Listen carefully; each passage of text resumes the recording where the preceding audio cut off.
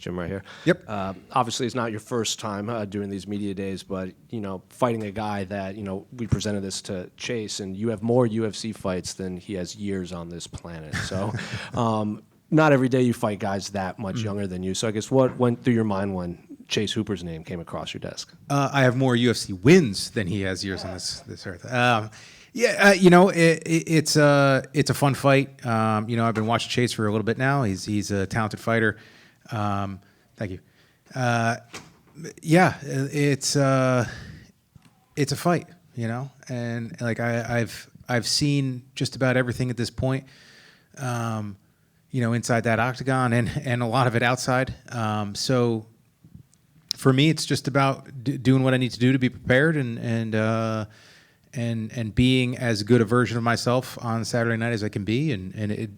If I do that, it does not matter who is in front of me, what skill set they have, whether they're a couple inches taller than me or not. I saw a bunch of people pointing out that he's 6'1". It's like I have fought guys that were 6'4".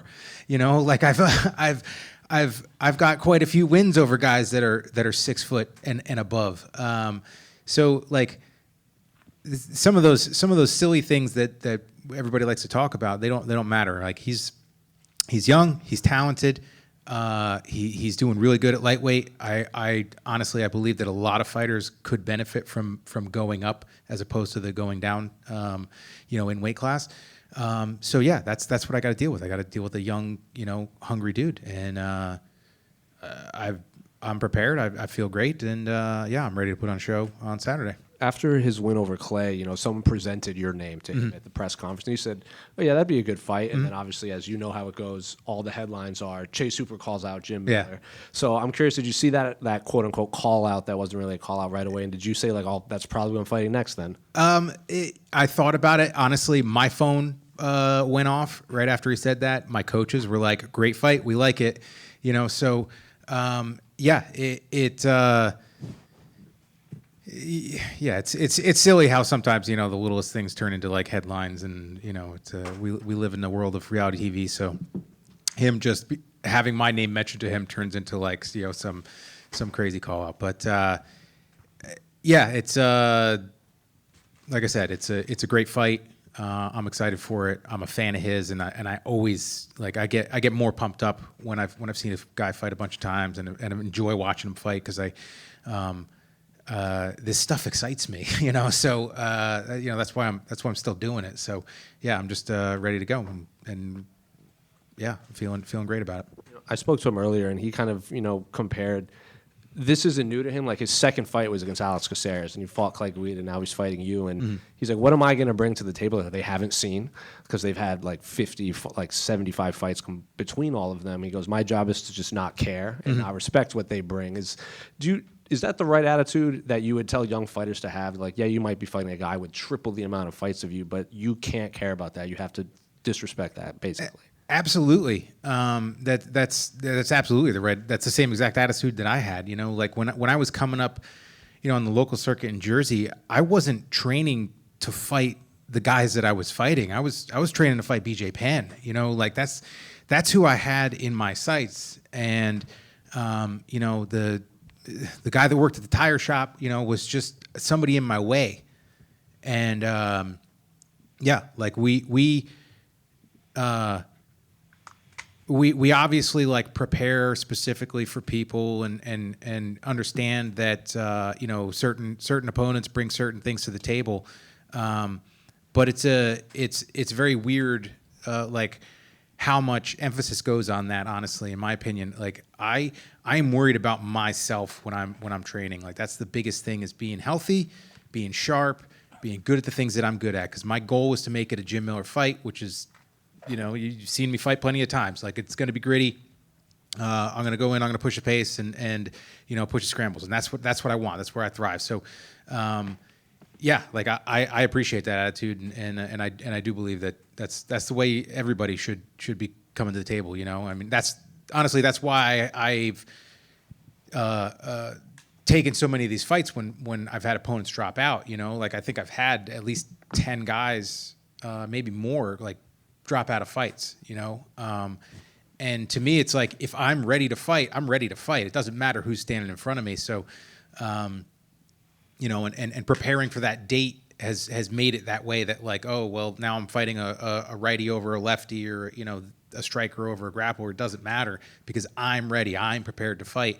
And that's helped me get a few more wins under my belt. That's helped me make more money. That's helped me advance my career. So like, yeah, being ready to fight and being willing to take on all comers really is a great attitude, I believe.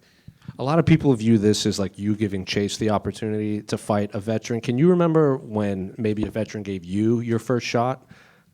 Like when you were considered the young guy going up against the older fighter? I don't know.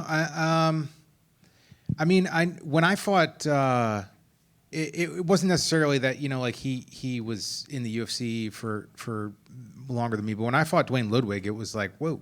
Like, to me, it's like, I heard about that guy. Like, I used to watch him on whatever it was, ESPN2 or something like that, like the K1 days and stuff like that, where Saturday mornings they'd show some kickboxing, right?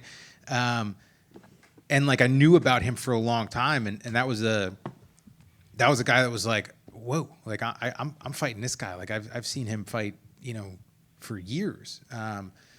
So yeah, I think that was probably the first time that something like that happened to me. And just last one for me, unrelated to your fight, but you're not overly active on social media, so when you are, it kind of catches everyone's attention. You went on those tweets about the eye pokes, right? Yes. And I think your phrase was, "It's not the gloves, it's the culture." So, Yeah. I guess, can you expand on that a little bit, because people may have been confused about what. Yeah. So a lot of the idea that people that have like never actually been taped up and put those gloves on is everybody thinks it's the gloves, and they look at Pride as the example of like, this is how you prevent eye pokes. You have a glove that has a slight curve to it. And there are a couple different considerations that we need to look at other than just the difference in gloves when it came to Pride, right? They really, really appreciated the fighter spirit, right? They were pushing that, and it's like, you went out there and you fought your ass off. It didn't matter win or lose. If you fought gritty and you fought hard and you went in there to finish the fight, and that's how fights were judged as well, on how much you tried to finish the fight, not some point system that was adapted from boxing. You got the opportunity to come back, and everybody wanted the opportunity to come back because it was Yakuza money. They're paying cash. Like, guys are smuggling, tens of thousands of dollars, maybe more than that, back into the U.S. So that's one thing, right? Like, fighting hard. Another thing that often gets overlooked is like, those guys were sauced out of their minds, like to the point where the Japanese were testing them to see what drugs they were on so they could put their fighters on the same drugs. Probably greased, too. Yeah, right. So it's like they were. From what I know, I don't know too much about performance enhancers, but I'm pretty certain that steroids make you a little bit more aggressive. But then I think the biggest thing that often gets overlooked, right, is the rule set. They had cards, right? I think it was a green card and a yellow card, which were, if the ref gave you a card, it was an immediate 10 or 20% deduction from your purse. So you are immediately fining someone. Eye gouges and eye pokes are the same thing. So if it happened, they were immediately fined 10 to 20% of their purse. And if the fighter that was poked was unable to continue, the fighter who committed the foul lost. They were DQ'd. We get talked to in the back by the refs every time. And it's always, hey, keep your hands closed, keep your hands, none of this. And then you'll go in the fight and your opponent goes like this, and again, it's another warning. And a lot of times the referees in the back say, hey, this is your first warning. But then they give 2, 3, 4 warnings again inside the octagon. And then a poke happens. And then immediately, whose fault is it? Who gets the pressure is the fighter that just got their eyeball poked in, right? The pressure goes to that person to continue the fight. The pressure doesn't go on to the other guy. Like they're not they're not necessarily going to lose unless it's one of those situations where it goes to the cards now and this and that, right? It's either going to be a no contest or they're going to go to the judges' scorecard and they're going to see how it fans out. I would like somebody, you guys are, more into the data of this stuff than I am, and I don't know if there's an easy way to track this, but how many times is the fighter that has been poked in the eye won the fight? I don't recall it being very often, right? It sucks. It is not a good thing to be in a fist fight and get your eye poked. I believe that we need to treat them like a foul. And we all know how to keep our hands closed. We do. And a lot of that cultural aspect of it, right, is that like the pressure when you get here is to stay here. Like it's harder to stay in the UFC than it is to get to the UFC. So it's win at all costs. And when you get into that flurry, right, and I don't want to get hit, I don't want to get clinched, I don't want to get taken down, you start to get tentative and you push people away. And that's when a lot of them happen. There are occasionally the ones that like somebody's swinging and reaching for someone and their hand opens up. There's the Leon against Bilal when it was like his thumb. Like that one is a serious accident, right? We use instant replay for a lot of this stuff. If the fight gets stopped because of an eye poke and the ref looks at the replay and it is a strike being thrown with open fingers, it should be, in my opinion, an immediate point, and there should be a fine. How would you handle inactivity then? Because Pride also gave out cards and fines, like you said, for inactivity. I don't know how to be inactive. I think that we could do something like that as well. I think that eye pokes honestly is a serious problem, and I think we need to address it very seriously. If too many fighters, which I don't think too many fighters are being inactive. If they wanted to, potentially do something like that, like inactivity or passivity or stalling, whatever you want to call it, maybe come up with something for that as well. But like I said, the eye poke thing is like, a fighter can be inactive and just not want to get hit or take damage. Usually, that's not a winning strategy. Open your hand up once or twice. It seems to be a pretty good winning strategy at this point. So I honestly, I think the fouls need to be punished accordingly. Jim, right here. Yep. Just to build off of that, to your right. There you are. I saw an arm over there. Just to build off that, Phil Davis came out earlier this week and said, if a fight ends because of an eye poke, that should be a DQ. Someone should lose, someone should win, because if you have a sport with two people or even a race with two people and one guy falls out, well, the other guy's the winner. Would you go as far as doing that? You mentioned the Pride situation. Yeah, I would. And honestly, if that was the case, if you knew that you were going to get disqualified for a poke, I guarantee that you're going to see a dramatic drop in the amount of pokes that you see. There are accidents do happen. It does happen. Like I have been close to poking people in the eye in grappling situations, and when I fought Donald Cerrone the first time, he hurt me to the body in the very first exchange of that fight. And I remember exactly where we were in the octagon. He had me against the cage in his corner, and I tried to shove him away because I wanted some fucking space. And I felt my finger go into his eye a little bit, and like he hit me really, really hard right after that. But like, had I had the ref stop the fight for it, hey man, like I'm a big boy, I'm a grown man. Like it was my fuck up. That's why it happened. I was hurt. I didn't want to be in that situation. And if we're gonna have rules, we should follow them. So, like, I honestly, I do believe that if we're gonna start actually treating the foul like a foul, then it should be something that causes a disqualification. And then on to the fight. We had Chase in here earlier. He's had 10 fights. This is going to be his 11th. Obviously, you are at 45 going into 46. He was asked about the possibility of, him going to, a career like yours, being around for that long. He said, hey, I probably wouldn't want to. I mean, you are kind of an outlier, even among your peers, with going this long and staying with it. I mean, what do you attribute that to? What sets you apart from so many guys who, a lot of whom say, I don't even want to fight this long? There's a lot. There's a lot that's happened over the years. Like I came into this organization kind of on fire, right? I went 9-1 in this division, and was knocking on the door for my opportunity at the world title, and I've dealt with some things along the way, like when I fought Benson in that 11th fight that I had in this promotion, I ended up having mono, and because of that, I ended up giving myself a kidney infection. I should have been in the hospital instead of the octagon that night, and I still got 6 submission attempts awarded to me in that fight.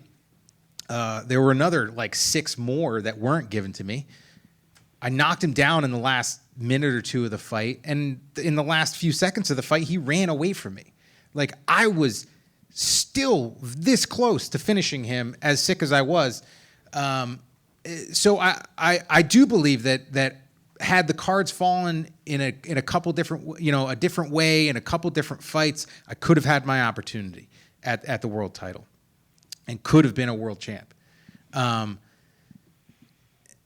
And then, things kind of went pretty south for me in 2013 when I was bit by a tick, and then it's just those things started compounding, right? The symptoms that I was feeling started compounding. I thought it was life as a fighter. Oh, my knees hurt, my body hurts. My legs are going numb when I sit on the floor. Like it was just things that you would kind of attribute to a life of combat. But when I was diagnosed in 2016,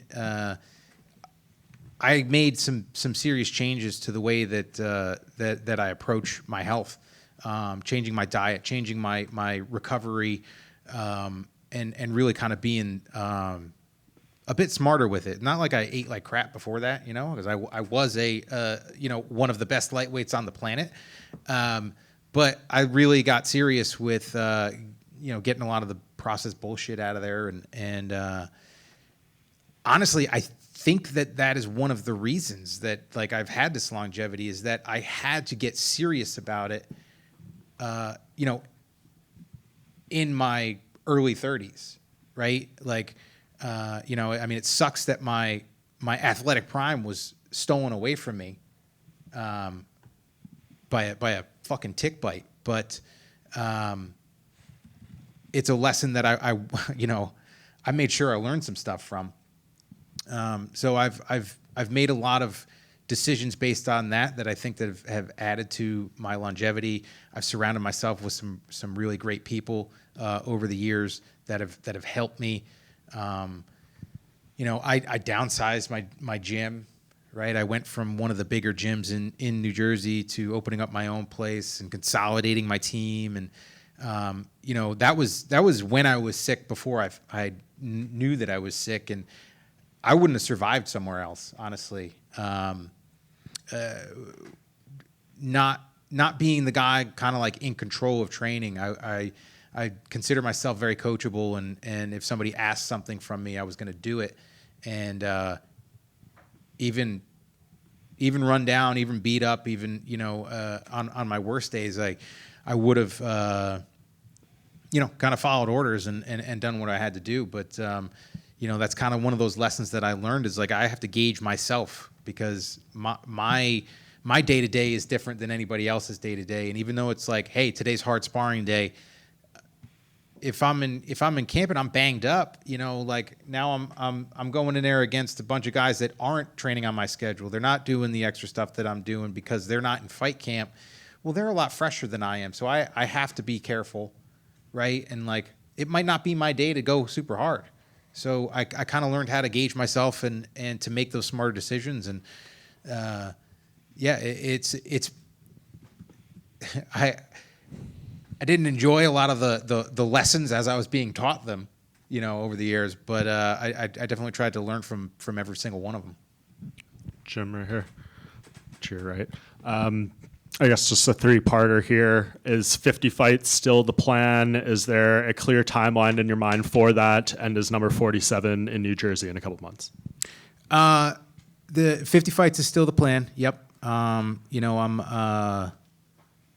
feeling good, and I feel like I can definitely hit that. I'm also taking it fight by fight as well, and it's really the fight camps. The fight camps are the hard part. There are fights that I've come out of, changed, but it's usually that like 8 weeks of just grinding yourself into a nub, trying to prepare to do battle, right? What was the other part of that? Sorry. For 47, would New Jersey be too soon? Yeah, 47. That's going to be a pretty quick turnaround. I guess it all depends on how Saturday goes. I do want to fight in New Jersey. In Newark, because that's kind of, even though Newark, like if New Jersey, Newark is like a different country compared to where like I live. I'm like 3 miles from Pennsylvania, so I'm out in the woods, but the Prudential Center is kind of my home arena. So it would be a tough one, but yeah, if things go well Saturday, then maybe we'll have to do that. All right, over here. Yep. When you look back at your early fights compared to now, how has your mindset evolved over the years? It's evolved a lot. I used to I suffer from really bad tunnel vision when I'm in there. And suffer might be the wrong word. And it might sound weird for somebody to say this, but like I have a pretty good ability to compartmentalize and focus on the guy that's trying to punch me in the face. And that might seem weird, but there are a lot of times that you can tell, like having cornered fighters and my brother and listened to plenty of interviews and stuff. Sometimes fighters carry outside interference into the octagon, and I've always been very good at shutting that off. And my music plays, that first note plays of my walkout song, and I don't really see anything besides the octagon. I step inside the octagon. I don't see outside it. So like it's easy for me to focus, but like in the past I used to get like just super like, hey, this is it. This is what I'm doing. I'm fighting to my strengths. And sometimes, opponents would do the right thing and defend those and counter those, and I never I lost a few fights that I could have adapted and changed my style. Maybe fought a little bit more conservatively. I wouldn't have been happy with myself if I had done so, but changed up the game plan a little bit in there with what my opponent was bringing to me, and could have turned things around and made it a better night. But I was always so just like laser focused on what I had to do, and now I found that like just having a little bit more fun and being a little more loose when I go out there, and really kind of just embracing the situation and really appreciating it. I'm more dangerous that way. So yeah, it's awesome. It's pretty crazy, like warming up in the back and watching the younger guys and seeing them go through the same motions that I used to go through, and like, they're you can see that they're like forcing the scowl. They're like trying to make themselves like intense and angry, and maybe that's optimally, maybe that is what they need, but me, I'm like trying to fight back the smiles, and like I'm just cheesing back there, and it's really cool to kind of almost be like a little bit of like the fly on the wall for that type of stuff, and it's like, yeah, I'm going to step onto the canvas and I'm going to do what I'm here to do, and I don't need to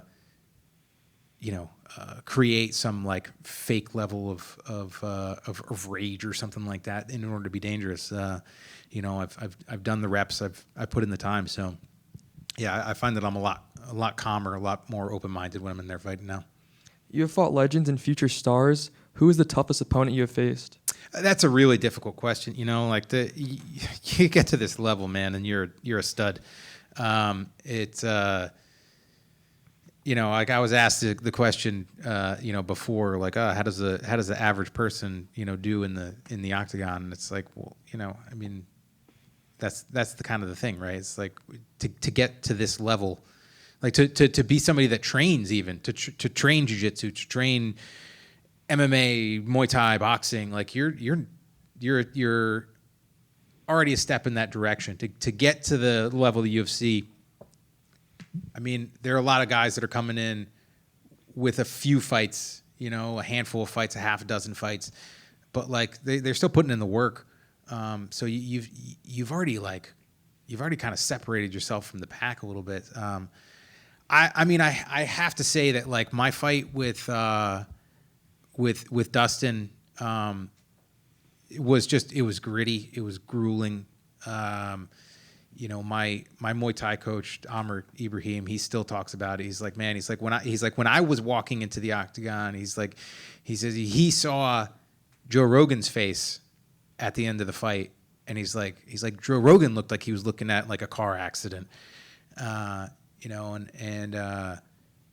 know like post fight, right? He ends up going to the hospital and they're like threatening to cut his calf open because they didn't want him to, get compartment syndrome or something like that, and to try to reduce the swelling. And it's like, to take those kicks continually and in the back of my head, it's like, oh man, only a couple more and maybe he wouldn't have been able to get up. But he's a tough dude. But like I said, there's a lot. There's been a lot of tough guys in front of me. All right, thank you. Jim, one question from me. Your wife has been by your side for a long time through your whole career. What type of advice did she give you early on in your career, and how has that advice changed? How much did she pay you to ask that question? My wife, she's just supportive. She's just always been there for me. I mean, we met just before my second fight, so she kind of had to accept the fact that I was a fighter, right? So like, because I was already doing it, but I don't really, I don't know about like advice. Really, it's kind of just like she's gonna have my back, and I know that, no matter what I do. And we did have a conversation the other day, and I see some of these other guys that they step away and then they come back. And that's not something that I want to do, right? Like I want to,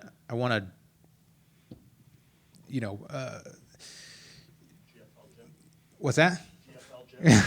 No, thanks. Maybe some of the YouTube boxing, but like when it comes to MMA, right? Like I want to be done with it. Like when I'm done here, I want to be done with it. And I know it's going to be difficult. It's going to be really, really freaking hard to just shut it off and to not pursue it anymore. But like we were talking about it, and she's like, yeah, I wouldn't let you. Like once you're done, you're done. And she's like, I'll do what I got to do. We'll change the lifestyle. We'll do this. We'll do that. Whatever it takes. Because I mean, she sees me on my worst days, and she doesn't like to point it out, right? She won't do that. Like, oh, why you limping, or why you doing this, or why you doing that? It was good to hear her say that and be like, hey, like, you spend the time that you need, you get in these last couple, and then we can move on, and then we can be done with it, and just wring every little drop out of it, and that's what my plan has been. But knowing that she supports that and is there behind me makes it easier too. Have you ever had an issue with one of your opponents? An issue? Yeah, because like even famously, Nate Diaz didn't have any problems with you. I can't. No, not really. I mean, like, honestly, I think that a lot of us are very similar, right? We're all combat athletes, which makes us all a little bit crazy, and you know, there's definitely like a spectrum to it, but we would all probably train together really well for the most part. I mean, there are obviously some guys that I've fought along the way that we might not, you know, and I mean, the fact of the matter is, though, is it's like I've got a great team. I love my guys, and we'll hang out here and there. But it's like I got 4 kids too, man. Like I do my family life, and then I go and I, you know, beat the shit out of them, and they beat the shit out of me. So it's like we're not around each other, you know, 24/7. But yeah, like I've never had issue with anybody, I don't think. You said that Newark is your home arena, but there's a lot of New Jerseyites down here in South Florida. So what's it going to be like down here at the Kaseya Center in Miami in front of so many New Jersey residents, per se, or ex-residents? You know, hopefully great. Yeah, you know, like I said, the goal is to go out and have a great night, and if everything goes well, yeah, maybe get on that Newark card. But you know, I think the biggest thing is like you know, the whole like the Apex is great, right? It served a purpose. You know, we got to fight, we got to make money and support our families during COVID and the lockdowns, and there are a lot of people that didn't have essential jobs, which I'm not going to get super political and that stuff, but it pissed me off. And like I still got to fight. But like fighting in a room this big it's not how the sport's supposed to go down. I get that tunnel vision when I am fighting, when the clock is ticking. I don't really hear much. If something big happens, I'll hear a burst. If my mom is in attendance, I will hear my mom scream, you know, which is weird. But in between rounds, I hear it. And I can still hear the crowd in between rounds of that first fight with Lozon. Like, it was deafening. And, you know, when I emailed Sean before this fight to get this one, you know, and ask for it, I was like, you know, I got a couple left, 5 maximum, and I'd like them all to be in front of big crowds. Yeah, like here we are, and you know, and I've fought in Florida before. It's great fans down here. I can't wait. I love it. I love the feeling. I love the rush. Like, I'm getting little goosebumps just thinking about it. You know, it's like I said, the fighting in front of no crowd, it had its purpose. I honestly don't believe that's the way the sport was meant to be, you know, played out. So yeah, to be back again in front of a big crowd, I'm you know, chopping at the bit for Saturday night. Thank you.